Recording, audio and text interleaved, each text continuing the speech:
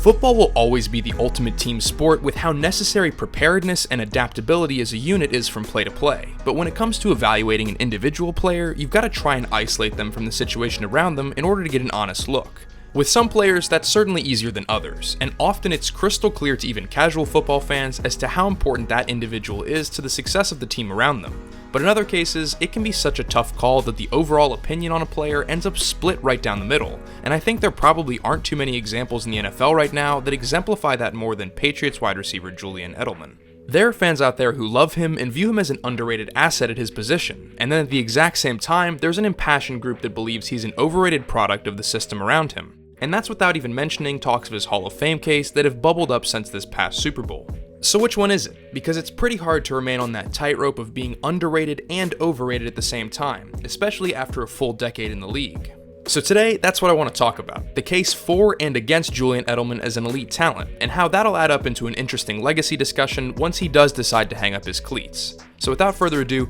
let's dive into exactly why so many fans out there view Julian Edelman as one of the NFL's most overlooked talents. When it comes to the honor of scrappiest player in the NFL, I think Julian Edelman has a great case to make. It's no coincidence that it's usually the most overlooked players that have the hardest work ethics day in and day out, and Edelman certainly exemplifies that standard. From even before he was through junior high, Edelman was always told why he couldn't be what he wanted to be on the football field. Not big enough, not strong enough, not even fast enough. So coming into the 2009 NFL Draft out of Kent State as a 5'10" quarterback, it's safe to say that no teams out there were really chomping at the bit to reach for him. But that didn't necessarily come as a surprise, because he was already fully prepared to have to fight and claw to even get some eyes and make a roster. So he fell, all the way to the 7th round, where he'd be scooped up by the New England Patriots with the 232nd overall pick. But like a certain quarterback on that same team, that only added fuel to his drive to be great in spite of the fact that almost no one had believed in him all throughout his career. If there was one phrase that I'd use to describe Edelman's span in the NFL, it would be attention to detail. When your work ethic gets high praise from Bill Belichick, who probably sleeps 1 hour a night and dreams about the week's game plan during that hour, it's safe to say that you're one hardworking SOB.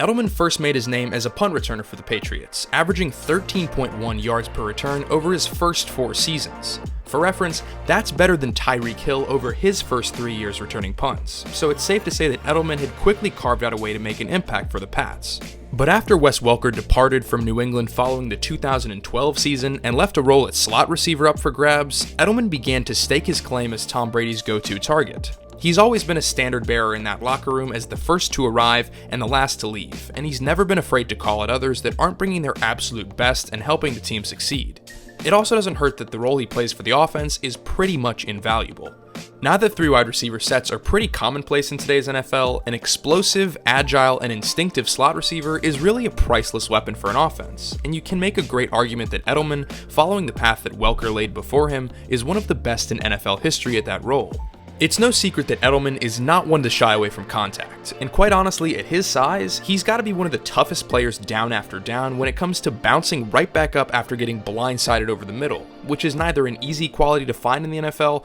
nor is it teachable at all. Those linebackers he's taking repeated hits from are getting clean shots in addition to having 50 pounds on him in the first place, so say what you will, but that is both impressive and a big part of why he's been such a key cog for the Patriots offense whenever he's on the field. He's very well studied when it comes to knowing where to be on a given play and reading defenses on the fly to settle into a coverage's soft spots. His elite route running in addition to that makes him one of the league's best when it comes to creating space on the fly. If you give him any sort of advantage at all, whether that's the leverage he wants or a single step in the short to intermediate area of the field, he can very quickly take over a game. And though the next argument is a difficult value to assess on a league-wide scale, considering not every receiver gets the same opportunities in playoff games, it is absolutely impossible to talk about Edelman's impact without mentioning how incredible his track record has been when it comes to the postseason. He's number 2 all-time currently in postseason receiving yards behind only the great Jerry Rice. And his catalog of clutch moments is so deep that you've probably forgotten some of them just because of how memorable some of his other moments have been. You don't have to look very far back to see that dominance in action either, considering just 6 months ago he won Super Bowl MVP after turning a great Rams defense into complete barbecue chicken to the tune of 10 receptions for 141 yards. Now that Rob Gronkowski's retired and Tom Brady is dinking and dunking his way down the field more than he ever has, it's likely that Edelman is looking at the biggest role of his career heading into 2019. And even though he might not be the most dominant or glamorous force on an offense, it's not unlikely that he'll shut a lot of his doubters up with an excellent campaign. But there's two sides to every coin and every argument, so it isn't like we can just crown Julian Edelman as an elite wide receiver talent quite that easily.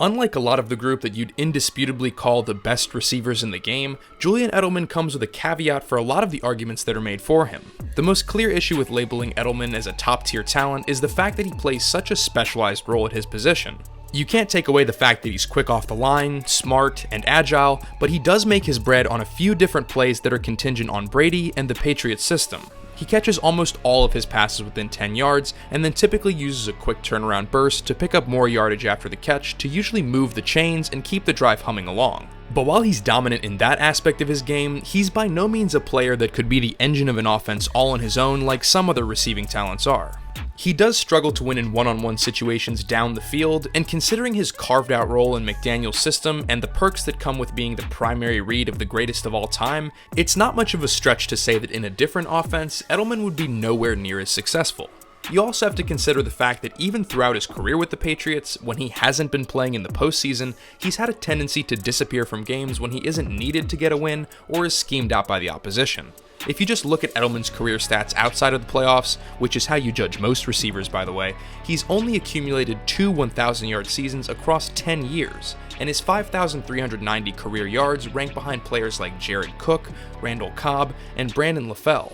He also ran into issues with PEDs last season, which likely came as a direct result of the injury issues that have followed him throughout his career, as he's only played 2 full 16-game seasons. I never like to downgrade a player due to durability issues, since in my view, that's at least partially out of their control, but a laundry list of concussions, 2 foot fractures, and an ACL tear don't exactly do you any favors, especially heading into your 11th season. And that's not to mention the questions that are raised regarding your career's legitimacy once you've tested positive for PEDs. So despite the fact that Julian Edelman is a tried and true element of the Patriots offense, the flaws that still remain in his game, the fact that he's only ever played in a system most compatible with his playstyle, and having the greatest quarterback in the game throwing to him, it's certainly understandable as to why there are those out there who question Edelman's true value at the position. If you ask me personally, I think it probably lies somewhere in the middle, slightly leaning towards the stance that he does actually deserve more respect as a receiver, and gets a lot of the credit taken away from him just due to the team's success around him.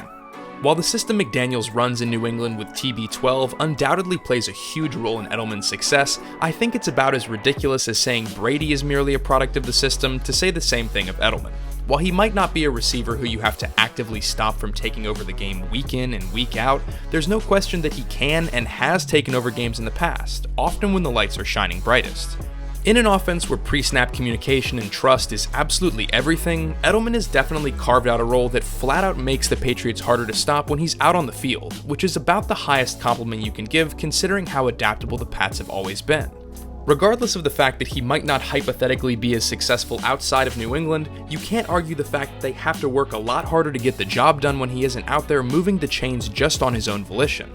Especially considering that he isn't nearly as physically gifted as almost any top wideout across the league, the fact that you'd probably want him on your offense if you had just 2 minutes to win the Super Bowl tells you just about everything you need to know. And since he did bring home a Super Bowl MVP at the conclusion of this past season, there's been some talk about Edelman's case for the Hall of Fame, but personally, on that one, I think people are getting caught up in recency bias when they act like there isn't a lot needed for him to secure a spot. Unless he's able to do a lot more in the regular season or continue to be a dominant force for multiple more playoff runs to the point where he maybe overtakes Jerry Rice in postseason yards, I really don't see him having anywhere near the numbers that are needed to make it onto the ballot. Just looking at all of the players above him in career yards and touchdowns that'll never get the call makes it hard to believe that Edelman has a legitimate chance of making it to Canton, barring a career renaissance where Brady and Edelman find the Holy Grail and terrorize the NFL together for another half-decade. But I shudder just to think about that happening.